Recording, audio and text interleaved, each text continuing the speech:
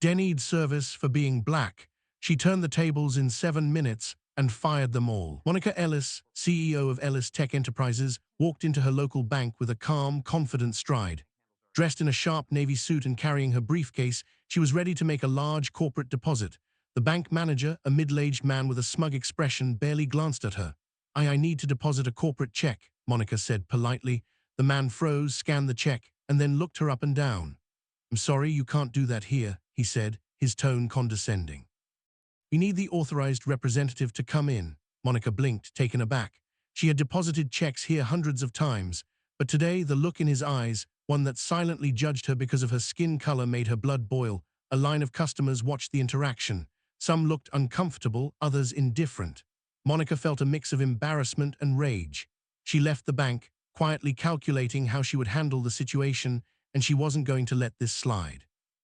Monica returned to her office, furious, but outwardly composed, her heels clicking sharply across the marble lobby floor as employees greeted her, unaware that just an hour earlier she had been treated like an inconvenience instead of the CEO of one of the fastest-growing logistics companies in the region.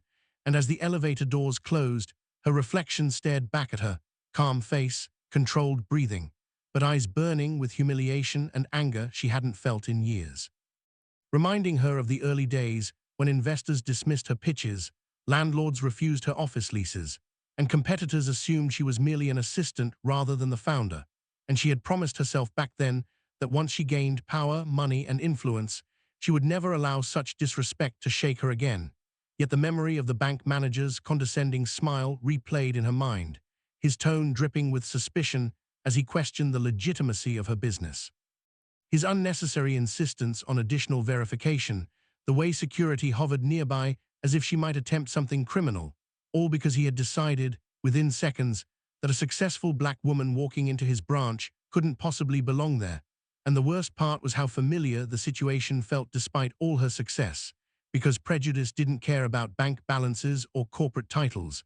And as she stepped into her office, the skyline stretching behind glass walls, she finally allowed her frustration to surface, dropping her purse onto the desk with more force than intended, startling James, her assistant, who looked up from his tablet with concern etched across his face, quickly standing as he sensed something was wrong since Monica rarely lost her composure, not even during boardroom battles or acquisition negotiations, and he cautiously asked if something had happened at the bank, prompting Monica to exhale slowly before recounting the encounter in detail. Describing the manager's skepticism, the subtle insults hidden in polite language, the unnecessary delays, and the final dismissive remark suggesting she return with proper documentation, as if the stack of official corporate records and identification she had presented were insufficient, and James shook his head in disbelief, anger flashing across his own expression as he muttered that incidents like this were exactly why corporate diversity policies mattered. Offering to contact legal or escalate the issue immediately, but Monica raised a hand to stop him, her anger cooling into something far more dangerous, clarity, because emotional reactions were temporary, but strategic responses lasted, and she had built her empire not by reacting impulsively, but by understanding leverage. And as she sat down, fingers steepled beneath her chin, she replayed the entire interaction, noticing details she had initially overlooked. Like how quickly staff responded to the manager's silent signals, how confidently he assumed authority, and how certain he seemed that there would be no consequences for his behavior. And that confidence intrigued her because it meant he had never been challenged before, which suggested systemic issues beyond a single rude employee. And Monica disliked systemic problems because they required systemic solutions, and solutions were her specialty. So she opened her laptop and began reviewing company financial accounts, scrolling through transaction records, vendor relationships, and banking partnerships, her irritation gradually transforming into curiosity, then surprise, and finally opportunity as she discovered something startling.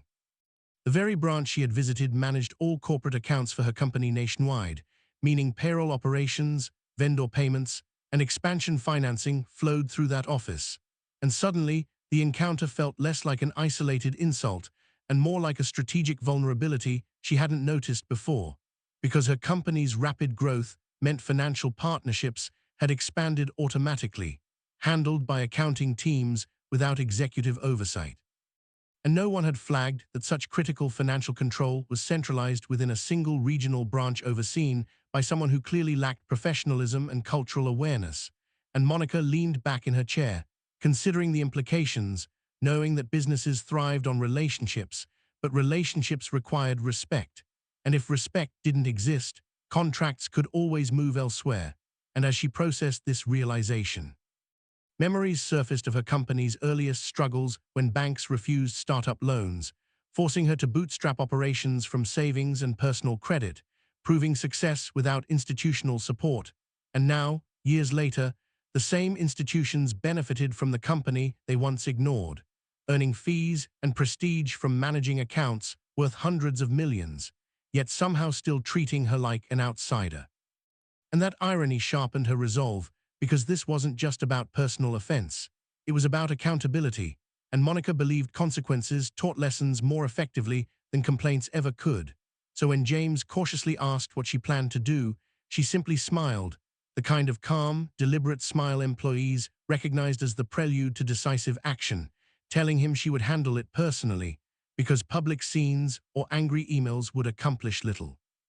Whereas controlled strategy could create lasting change, and she began outlining steps in her mind, starting with verifying alternative banking options, reviewing contract clauses, and assessing how quickly accounts could be transferred without disrupting operations, knowing competitors would eagerly welcome her business, especially given the publicity potential of managing accounts for her rapidly expanding corporation.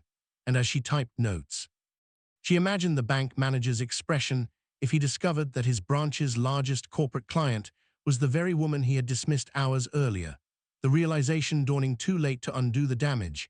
And Monica didn't seek revenge out of cruelty, but out of principle, because people in positions of authority needed reminders that respect wasn't optional, and corporations preaching diversity while tolerating discrimination deserved financial consequences. As afternoon sunlight poured across her office, her initial anger transformed fully into determination, her breathing steady, thoughts organized, strategy forming piece by piece, and she scheduled a meeting with her finance director for the following morning, instructing James to gather performance reports on all banking relationships and potential alternatives, making sure her tone remained professional, giving no hint of personal motivation behind the request, because effective payback required patience. And patience was something Monica had mastered through years of navigating rooms where she was underestimated. And as her calendar alerts confirmed upcoming meetings, she allowed herself one final reflection on the morning's incident, acknowledging the sting of being judged yet again, but also recognizing how far she had come from the young entrepreneur begging for opportunities to the executive capable of reshaping partnerships with a single decision. And in that moment, the humiliation she felt at the bank no longer weighed heavily, replaced instead by anticipation, because she understood something the manager did not, that power rarely announced itself, and the most impactful lessons often arrived quietly, wrapped in professionalism, contracts, and consequences. And as she closed her laptop and prepared for the rest of the day's meetings, Monica felt calm certainty settle over her, knowing that what began as an insult was about to become an unforgettable lesson. Not just for one branch manager, but for an entire institution that underestimated the wrong person. Monica arrived at the bank the next morning, the winter sun barely illuminating the city streets as she stepped out of her sleek black SUV, flanked by her CFO, a sharp-minded woman named Leela, and two corporate lawyers whose presence alone radiated authority. And as she entered the branch, the familiar scent of polished wood and disinfectant hit her. But instead of feeling intimidated, as she had yesterday, a sense of purpose coursed through her. Because today was not about confrontation, it was about accountability, and she could feel her team moving with precision behind her, laptops in hand, files meticulously organized, contracts and audit reports ready. And as she walked past the tellers and clients, heads turned, sensing something different in the air, a quiet storm of corporate power in motion. And when the bank manager finally noticed her, his expression of yesterday's smugness wavered, replaced by an uneasy twitch of recognition. The kind of subtle signal that betrays someone realizing that authority is no longer one-sided, and he attempted to recover with a rehearsed politeness, stammering, "Ms. Ellis, we can handle this." But Monica, maintaining eye contact and a calm, unflinching demeanor, raised her hand to pause him before he could speak further, letting the silence stretch long enough to make him uncomfortable, before she spoke with measured clarity. "Actually, I have an urgent matter that requires immediate attention. My company has authorized me to conduct a full compliance audit of this branch, effective immediately. You are accountable not only for your personal conduct, but for the actions of every staff member under your supervision." And as she stated this, the small crowd that had begun to form in the lobby, clients waiting, employees peeking from cubicles, could feel the gravity of her words, the kind of authority that didn't rely on raised voices or threats, but on knowledge, preparation, and the undeniable weight of corporate power, and she calmly pulled a tablet from her briefcase. Connecting it to the bank's network via secure access provided in prior arrangements, while her lawyers discreetly began reviewing internal protocols and compliance documentation, and the manager fidgeted slightly, attempting to interject, but Monica's calm gaze silenced him, her voice carrying the precise tone of someone who had built a billion-dollar enterprise from nothing, and began methodically reviewing the account logs, starting with her own company's transactions, analyzing timestamps, staff approvals, and internal notes, while Leela checked financial protocols to ensure every transaction adhered to corporate standards, her lawyer reviewing previous complaints and cross-referencing them with internal incident reports. And within minutes, Monica noticed irregularities, subtle yet undeniable, patterns that indicated discriminatory behavior and misconduct, from accounts flagged without explanation to customers being forced through unnecessary verification steps, disproportionately affecting minority clients, including herself, and she paused to highlight each instance, pointing out how the manager's staff had repeatedly failed to follow protocol, yet no corrective measures had been implemented, creating an environment where prejudice was allowed to dictate treatment of clients. And the manager's composure visibly faltered as Monica methodically read aloud documented evidence, describing interactions in which staff members had made assumptions based on race, delayed transactions, or denied services that should have been routine, and as she did, clients in the lobby began whispering among themselves, some exchanging stunned glances, recognizing that what they were witnessing was more than just a corporate dispute, it was a public reckoning. And Monica continued, unhurried, explaining that these were not isolated incidents, but part of a troubling trend across the branch, and when she referenced complaints filed by other minority clients, the manager's face flushed, realizing that external oversight could soon magnify the issue far beyond the branch, potentially reaching corporate headquarters, regulators, and media outlets. And despite the swelling tension, Monica remained calm, her posture poised, every word deliberate, every reference precise, demonstrating not only her legal authority, but her strategic understanding of corporate accountability. And she instructed her lawyers to draft a preliminary compliance report as she cross-referenced each interaction with internal policies, noting deviations, irregular approvals, and the complete lack of remedial actions, while simultaneously instructing Leela to assess potential financial implications for the branch should corporate headquarters decide to take corrective action or reconsider the branch's designation as the primary handler of her company's accounts. And the manager, now sweating slightly under the combined scrutiny of her team, tried to protest, claiming that he was unaware of the misconduct, but Monica calmly countered that lack of awareness was no excuse, that as branch manager, he was responsible for the actions of his staff, for ensuring equitable treatment of clients, and for maintaining operational compliance. And as she spoke, her lawyers interjected with references to banking regulations, anti-discrimination laws, and corporate governance standards, further illustrating that the legal and ethical obligations of the branch were clear, non-negotiable, and subject to enforcement. And Monica then requested the branch's internal incident reports for the last 3 years, cross-referencing them with complaint logs and transaction anomalies, revealing a disturbing pattern. Numerous minority clients had experienced delays, unwarranted account freezes, and differential treatment, while similar accounts from non-minority clients were processed without incident, and she summarized each case, linking them to staff members and highlighting the absence of managerial intervention, while the small crowd that had gathered in the lobby grew increasingly attentive, some pulling out phones to record snippets, sensing that the scene could become viral. A public illustration of institutional prejudice being challenged directly, And as the manager attempted to regain composure, Monica's calm yet piercing gaze held him in place, demonstrating control of the narrative, the situation, and the room.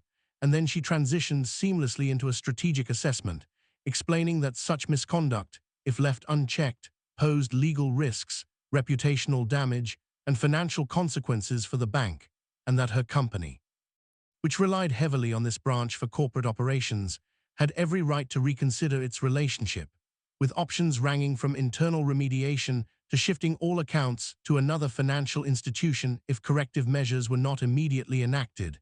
And she emphasized that the goal was not humiliation, but accountability, that systemic problems required systemic solutions, and that proper training, oversight, and reporting mechanisms could prevent recurrence, while simultaneously signaling that she had the authority, resources, and strategic insight to ensure compliance was enforced.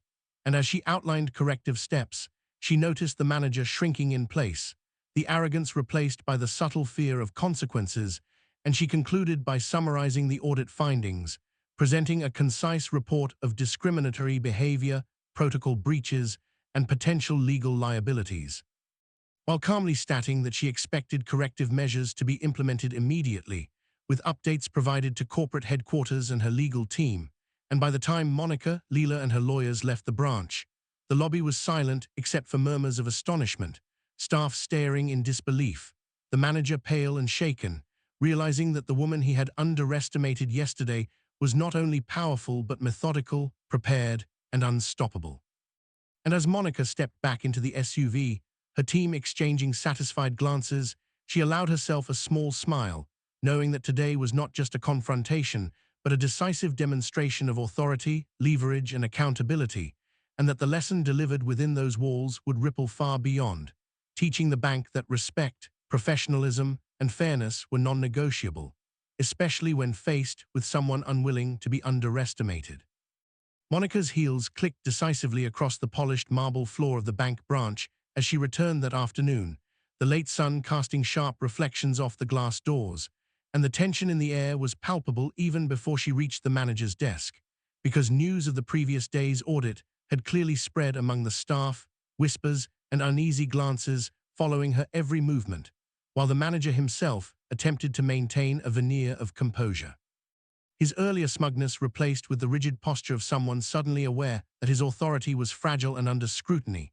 And as he opened his mouth to offer a weak explanation, stammering, "It's just a misunderstanding," Monica turned slowly, fixing him with a gaze so cold and controlled it seemed to slice through the room, the kind of stare that could stop people mid-breath and leave them acutely aware of their own vulnerability.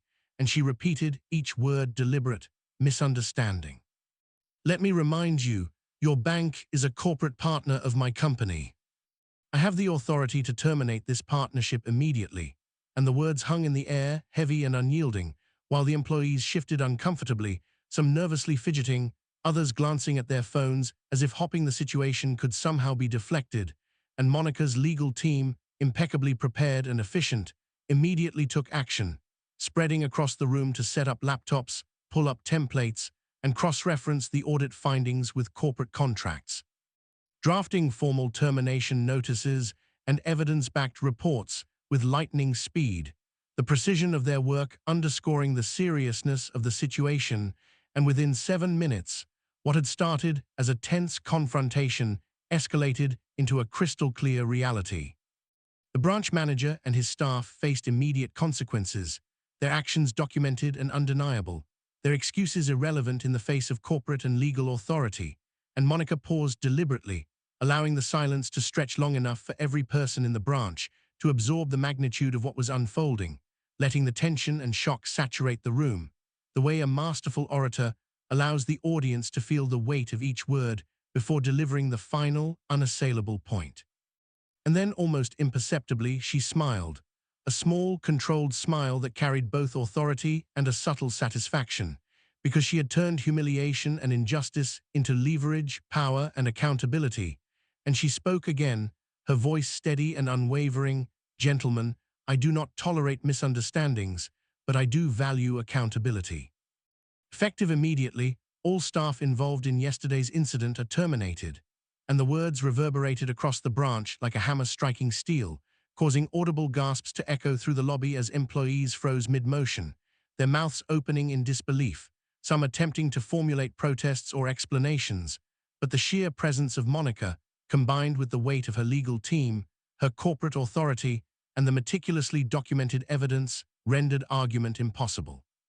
Leaving only stunned silence and the palpable recognition that the rules had changed in an instant, and as she began reviewing individual reports aloud, detailing who had failed to follow protocol, who had exhibited discriminatory behavior, and the exact consequences for each, the staff could see with clarity that the decisions were not arbitrary, but founded on irrefutable facts and corporate governance, and she methodically explained how each action or inaction had violated internal policies, anti-discrimination laws, and fiduciary responsibility, while simultaneously outlining the immediate procedural steps the branch needed to follow in the aftermath, including handover of corporate accounts, secure transfer of sensitive documents, and formal notifications to headquarters, all while maintaining an unwavering calm that communicated control, intelligence, and decisive power, and the manager, who had tried to speak up, was silenced by the gravity of her statements, realizing fully for the first time that every excuse, every attempt at charm or negotiation had evaporated, leaving only the stark reality that he had miscalculated the scope and influence of the person standing in front of him. And as Monica continued, she highlighted the systemic implications, reminding the staff that the corporate world rewarded competence, compliance, and fairness, and punished negligence, discrimination, and arrogance, emphasizing that personal biases and unchecked authority had no place in professional environments. And as she enumerated the findings, it became painfully clear to everyone present that the ramifications extended beyond mere job loss.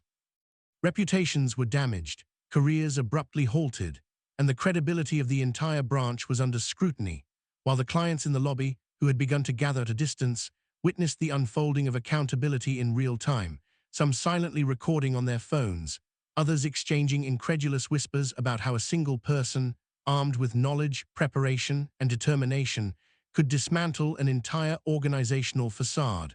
And Monica paused yet again, letting the reality sink deeper, watching as shock, fear, and comprehension settled over the staff, each processing the sudden and irrevocable consequences of choices they had thought would go unnoticed or unchallenged. And then she concluded the session with a calm authority, reiterating that the terminations were final, that corporate headquarters would be informed, and that the audit would extend to ensure no recurrence, while subtly signaling that paths to redemption required genuine accountability, compliance training, and demonstrable change. And as she gathered her team and prepared to leave, the air remained heavy with disbelief. The bank manager pale, shaken, and chastened, staff silent and subdued, and clients silently impressed, realizing that respect and professionalism were non-negotiable, especially when confronted by someone unwilling to accept prejudice or incompetence. And as Monica stepped out of the branch, her heels echoing down the corridor, she allowed herself a moment of satisfaction, knowing that what had begun as personal indignity had transformed into a public lesson on power, accountability, and the importance of standing firm, demonstrating not just to a single bank or its staff, but to every organization that underestimating someone with vision, authority, and preparation would always come at a cost far greater than anyone anticipated. Word spread quickly. Local news outlets caught wind of the story. Black CEO fires entire bank branch after discrimination incident. Social media erupted with support for Monica. The bank had no choice but to respond publicly. They issued a formal apology and promised mandatory diversity training across all branches. Monica didn't gloat. She simply reminded her team, power is not just about money. It's about making sure people respect others and holding them accountable when they fail to do so. A few weeks later, Monica's company partnered with a smaller, more progressive bank, one that welcomed diversity and fairness. She became a guest speaker at corporate events, inspiring other leaders to take action against discrimination. And whenever someone asked her how she handled the bank incident, Monica would smile. It wasn't personal. It was business. And sometimes, business requires standing up for what's right. Her story became a case study in corporate leadership, inspiring others to use their power wisely and fearlessly.